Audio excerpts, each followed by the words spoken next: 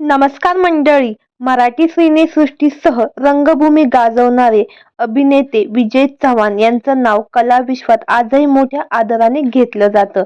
वेगवेगळ्या मराठी चित्रपटासह नाटकांमध्ये काम करून त्यांनी प्रेक्षकांच्या मनावर राज्य केलं आहे. टांगटिंग टिंगाक म्हणत आपल्या तालावर प्रेक्षकांना नाचवणाऱ्या या अभिनेत्याने 2018 मध्ये जगाचा निरोप घेतला.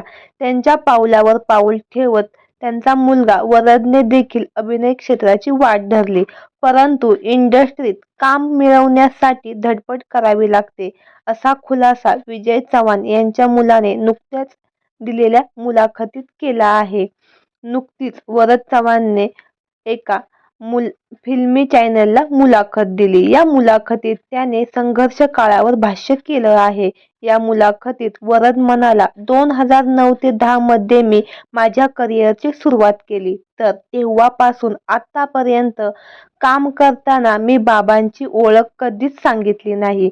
जेव्हा मी बाबांना सांगितलं होतं की मला अभिनय क्षेत्रात यायचं आहे, तेव्हा बाबा मला म्हणाले होते, सर्वात आधी तू डिग्री घे, त्यानंतर या क्षेत्रात पाऊल ठेव आणि माझ्याकडून तू कोणतीही अपेक्षा ठेवू नकोस की मी तुला चान्स करेन, तुझ्यासाठी मी फायनान्सकडे जाईन, अशी कुठलीही अपेक्षा तू माझ्याकडे ठेवू नकोस. त्यानंतर मी माझं BSc कॉम्प्युटर सायन्समध्ये शिक्षण पूर्ण केलं.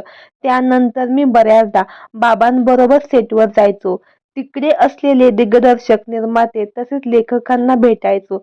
असं करत मी बाबांचं ज्या ठिकाणी शूट असायचं तिकडे जाऊन मी दिग्दर्शक, निर्मात्यांना भेटून माझे फोटो वगैरे द्यायचो.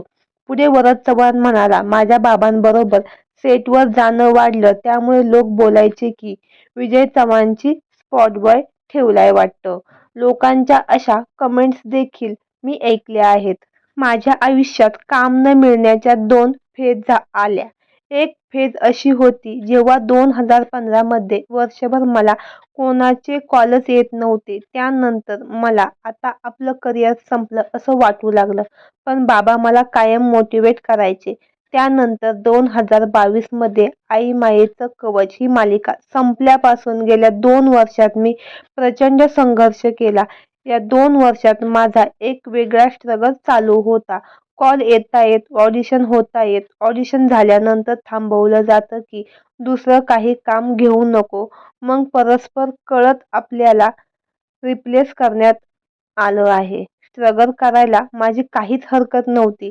मला माहीत होतं की आपला प्रवास खडतर आहे. माझं इतकंच म्हणणं आहे की मला काम द्या. माझी कोणतीही अपेक्षा नाही. मला साजेशी अशी कुठलीही भूमिका मी करायला तयार आहे. ऑडिशन सुद्धा देतो, कारण आजकाल अनेक लोक ऑडिशन देत नाहीत. पण माझा तो सुद्धा हट्ट तसा नाही. मला भरपूर काम करण्याची इच्छा आहे. यासाठी काम मिळालं तर पाहिजे, असं म्हणत वरदने मनातील खंत व्यक्त केली आहे. तर मंडळी, तुम्हाला दिवंगत अभिनेते विजय चव्हाण यांची कुठल्या चित्रपटातील भूमिका जास्त आवडत होती, हे आम्हाला कमेंट बॉक्समध्ये नक्की कळवा. धन्यवाद.